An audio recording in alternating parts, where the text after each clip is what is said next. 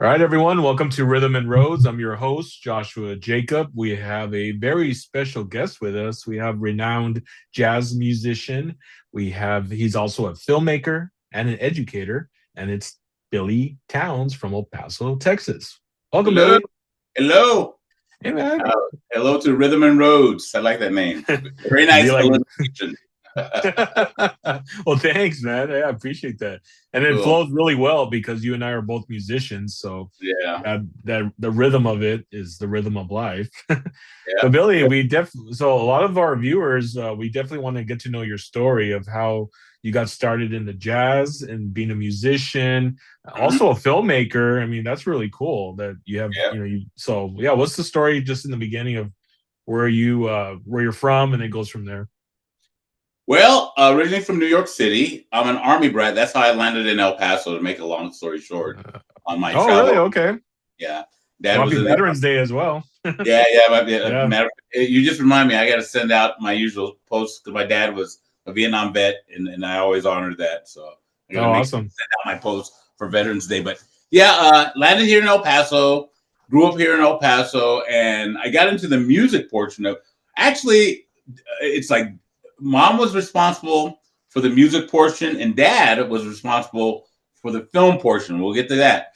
So my mother was a piano teacher, so I had no choice. It was like gun to head. You got to learn piano, Wow. practically. So she taught us very young. So I picked up Yeah.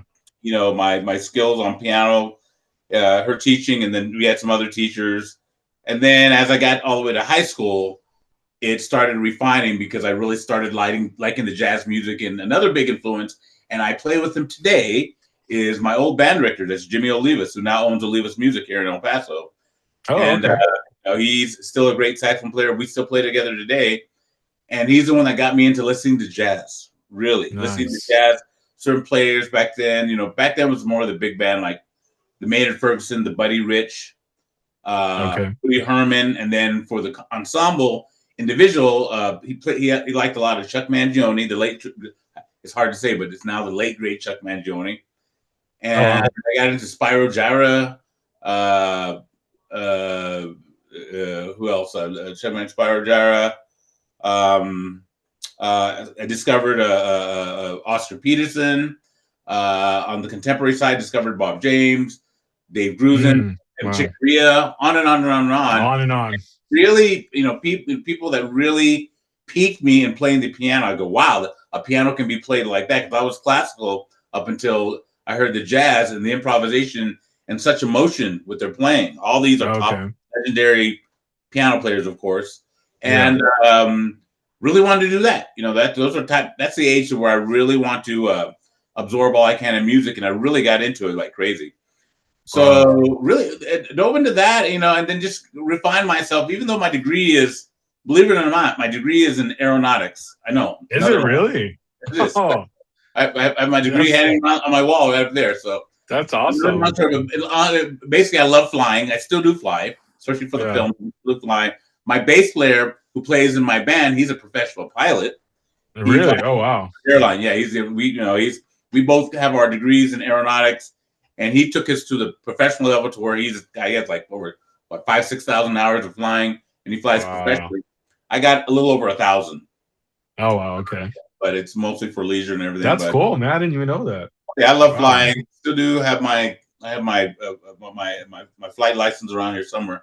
But yeah, I got into that, and then through college and everything. Then just really decided after I graduated college, decided that I really wanted to get in the music thing. That's where I started recording my albums and everything, and Mm, started discovering the recording arts and how to create and record great music. And yeah. just went from there. Went from song to song to album, and building my sound, It's the sound. and building my playing style, everything. Of course, emulating a lot of people, and it takes years, getting there. And I talk to a lot of high school kids in jazz. It takes a while, but you'll build your sound. But you have to really be dedicated at building the sound that you want to play.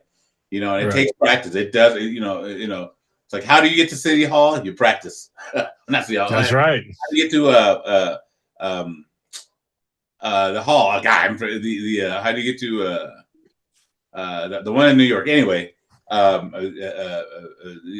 get to that big hall to where everybody plays, you have to practice and everything. Is it the radio? Is it Radio City Hall? No, it's something I can't believe I can't think of it. But anyway, okay. yeah. So put in a lot of that. Boy, did I put in a lot of practice time with other people, myself, etc., all that stuff. And you just really got to start loving music. One thing I tell young musicians is listen to all genres, or as many genres of music that you can, and absorb. See what you can take from each genre. Yeah. Implement it in your playing. How do you view music? How do you write music, etc. And I love teaching that. I teach at APCC, and I teach commercial music, and I love that class because we incorporate all the genres on creating commercial music. Yes. And commercials, jingles, film scores, etc. Everything. So it's just love styles of music, and I'm just one big. Even at my age, I'm just still absorbing music that I hear from new artists, from established artists, from local artists, everything. I love absorbing, and I'm ever working to create my sound on my playing on piano. So that works out really good for you. That as you create sound, you're also utilizing the sound for film as well. I mean, because you're also a filmmaker. That's what I wanted to get into. Is how did you get started? Dad. Now we go to Dad. Dad loved watching. Dad's favorite film artists were Clint Eastwood. Oh yeah. Clint Eastwood, Richard Pryor. He did start a lot of films. Clint Eastwood, Richard Pryor, Robert Redford. He liked all the macho guys and everything. So I grew up watching a lot of Clint Eastwood films. He liked The Godfather back then and all that. So all those type of films we would watch together. I remember in our house downstairs. And he liked watching, especially the Western. He liked the Westerns, the Eastwood films. Charles Bronson, he liked Charles Bronson and everything. So I watched those from beginning to end. I remember watching those films. I used to fall asleep watching those films because, they're too long, too boring. I want to see cartoons, Yeah. But after a while, he goes, no, look at how they do this. Look at how they do that, blah, blah. And then he said, yeah, the music's good. And he wasn't really a player. He just can appreciate the music production on it. So I eventually stopped falling asleep and watching it from beginning to end, and gathering and understanding the story behind it, And I still watch those films today, and I appreciate it because I can see, now I can see this and everything, and you can appreciate how that director and that producer put together, especially the Clint Eastwood films. I go back and watch them, like, oh wow, okay, now I can see what Clint Eastwood was shooting for and everything, and the story. Because I read that Clint Eastwood, he really goes through all the story arcs, development of characters, all that on his films. Wow. And he tries his best to develop them. And you can see the growth. I mean, I can see why he won Director of the Year or, twice, because he knows how to develop a film and take your mind through it and everything. And he doesn't take too many retakes. He takes maybe twice, tops, 2 takes at something, and then he moves on. I read, and because he likes to prepare himself with the talent, with the production, and with the crew and everything. Okay, here we go, boom. And if they're professional enough, they'll get it within 2 takes. If they keep on needing many takes, I mean, he goes from, and that's basically from the Broadway type of vibe to where, hey, you're live, boom, hit it, and then move on to the next scene. And he does that, and it generally works. And he directed many of his films. So I started understanding as I watched these films of how they're approaching everything. And what I did during COVID, was I watched a lot of film, and not only did I watch the films on the I got the Blu-rays. We had a lot of Blu-rays. I watched all the extra content on the Blu-rays where they interview the directors, and they tell you how their approach, what they're looking for in the actors, in the story, how they edit the story, the production team. And I absorbed that, saying, okay, that's how you're making a film. That's the thought process going into making a film. I saw a lot of extra content on film, on all my favorite films, and then some. And so I not only bought the Blu-ray to watch the film, I bought it to watch all the extra content, and that includes all the films, all the Star Wars, all the Indiana Jones, all the Batman, I go and watch the content and of course those were blockbusters, but you see how they take those blockbusters And I've learned one thing: a director's job is very hard. A good director, it's very hard to get the film. I mean, he's under a lot of pressure because of multi-million-dollar budget, and to get it right. And it's a lot. It's a lot. And I can see why they paid a lot of money, because if it wasn't for them, those films would go boom. That's true. Yeah, much starter content, and that's what really got me. I really get into film on doing that, and I take the same approach when we do our own film. Right now, I'm on a year break because from 2018, 17, all the way through last year, there was nothing about film. I didn't do any recording in the studio for music. Really? For my albums. I did it for the film, but not for my albums. And I'm saying, man, I miss recording my music for an album. So I'm currently working on my 17th album. Awesome. And it should be out next year. And I took all this year off because, even though a lot of people were getting at me, and, I got about 3 or 4 scripts behind me, and I'm looking at them, but I said, you know what? Everything's going to wait until next year because I want to get my album out. And that's what I'm currently working on. So you said your 17th album? My 17th album. Wow. That's awesome.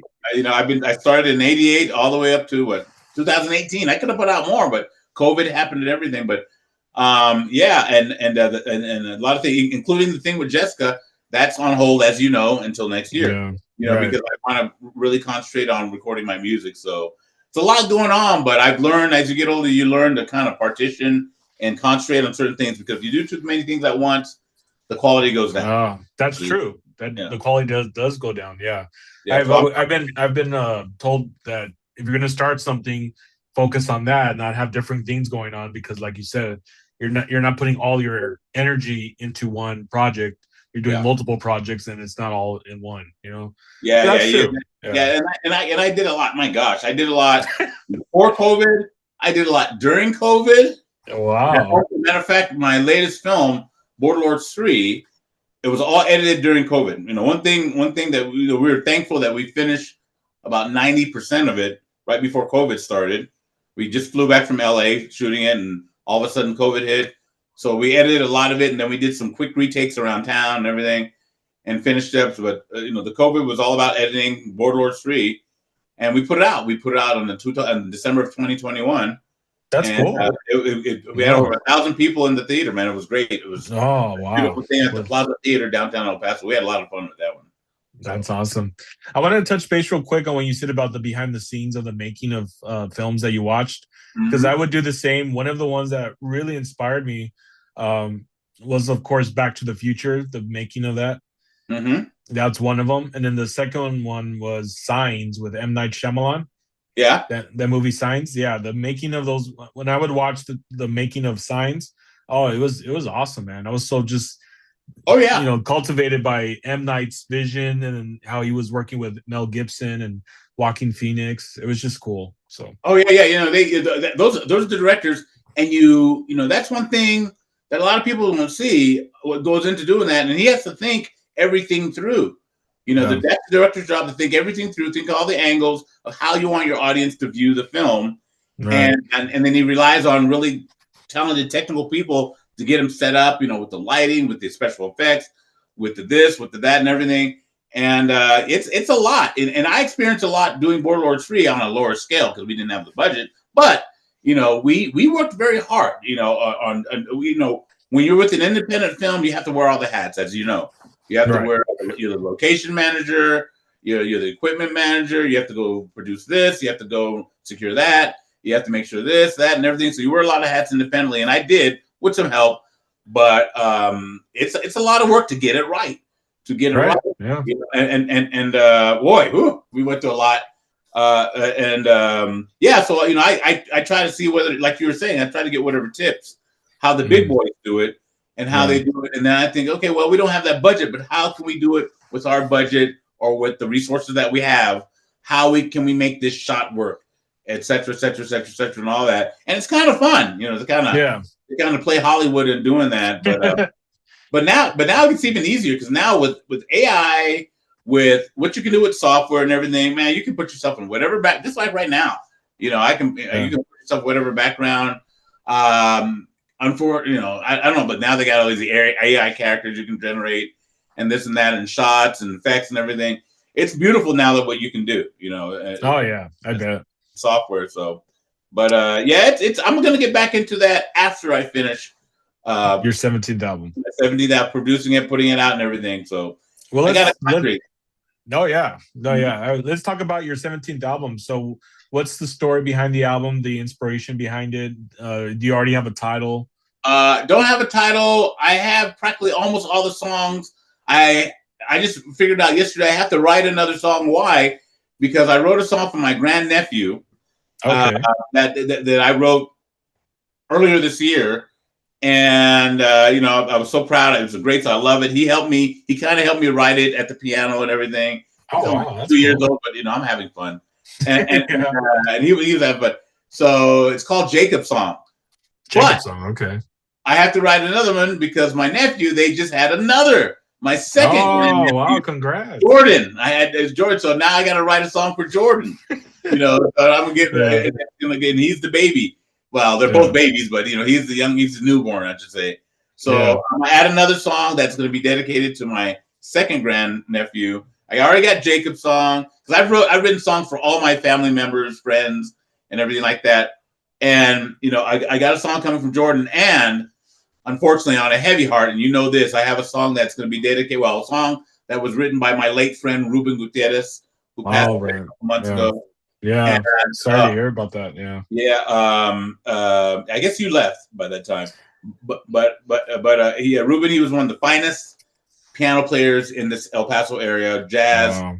Latin. He was unbelievably talented, and it's a Latin piano player.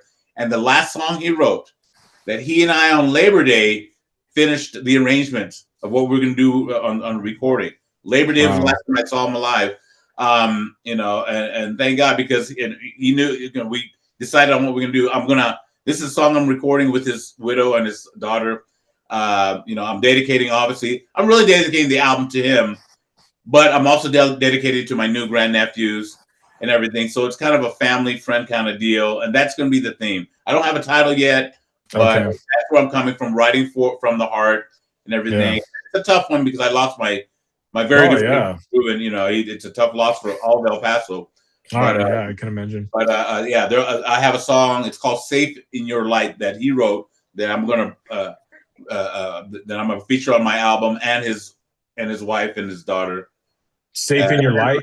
Yeah, Right. "Safe in Your Light." As a matter of fact, I've delayed recording that because I'm giving them some time to get their thoughts together, because it's going to be tough for them to record it. You No, know, I bet. and I Yeah. was supposed to be recorded in September, but I'm saying, you know, I told Monica and Diana, take your time. Let's do it around Thanksgiving, to where, you know, even though it's really still tough for them, I wanted to let some time pass before they get into the studio and do this.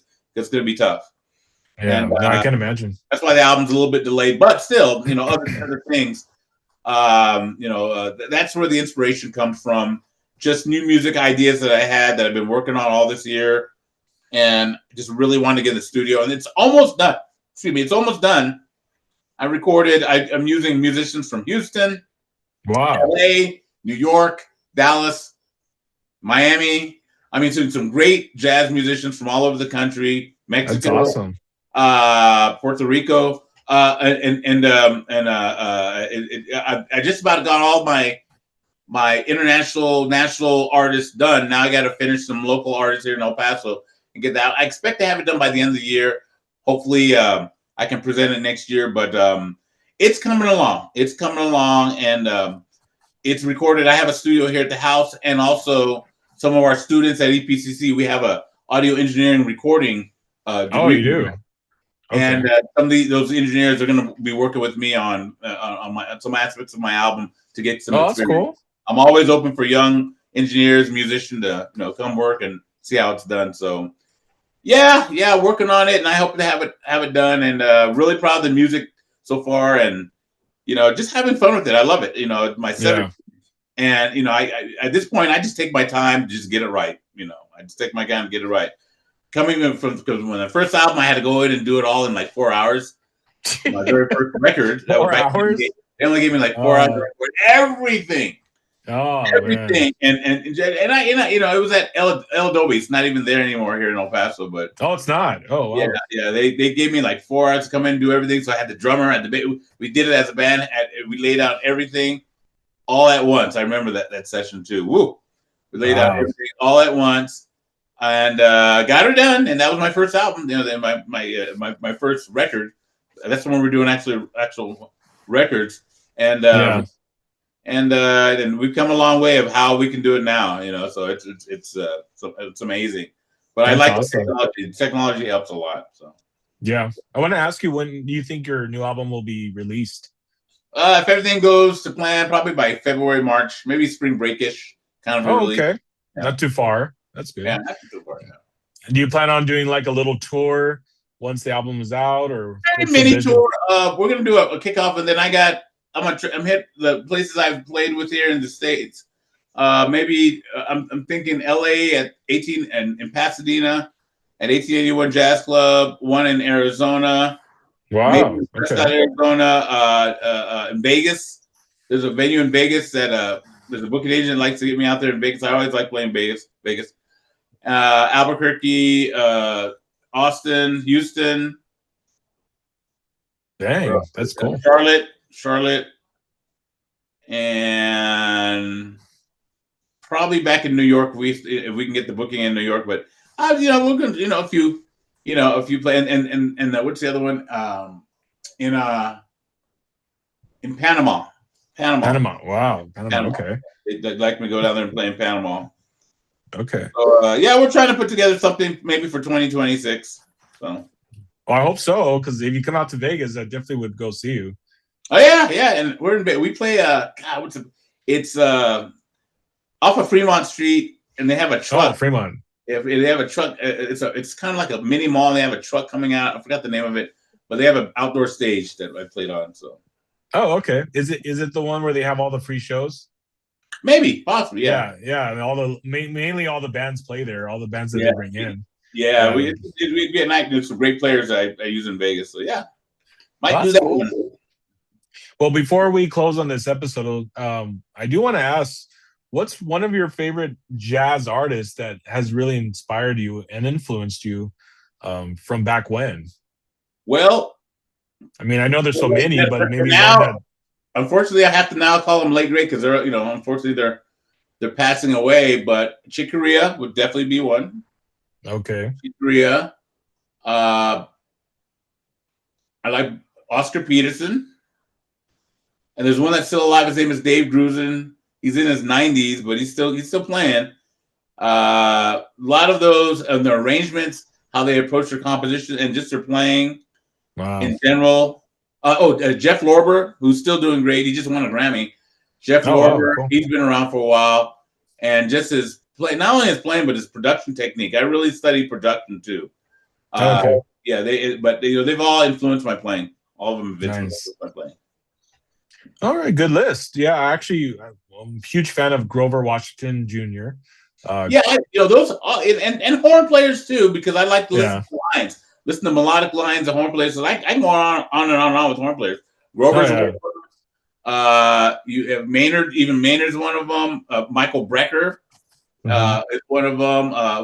Chuck Mangione on his lines. He does a lot of things in the key of F. Chuck Mangione. On trombone. You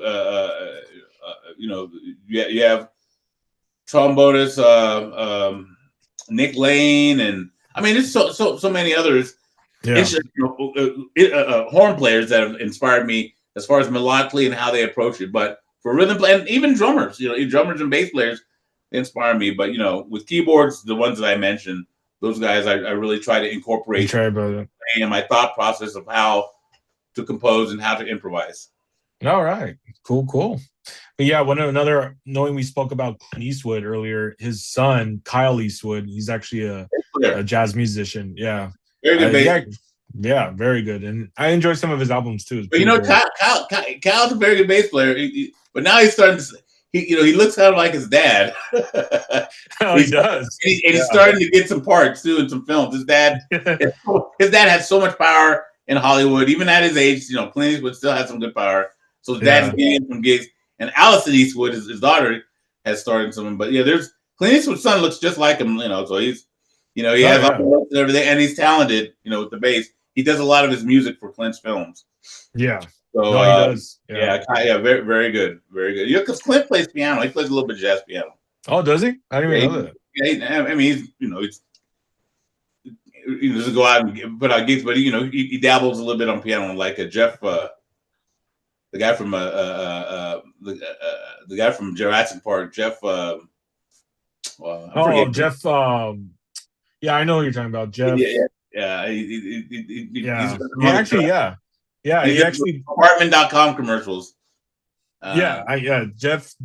Oh my God, I forgot his last name, but yeah, he actually is going on like a little tour.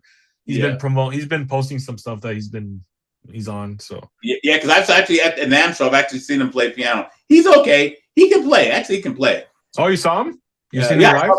I saw him at NAMM. He can play. He can actually. He's not top jazz, but he can dabble a little bit. Pretty Yeah. good. But obviously it's his name that gets him going.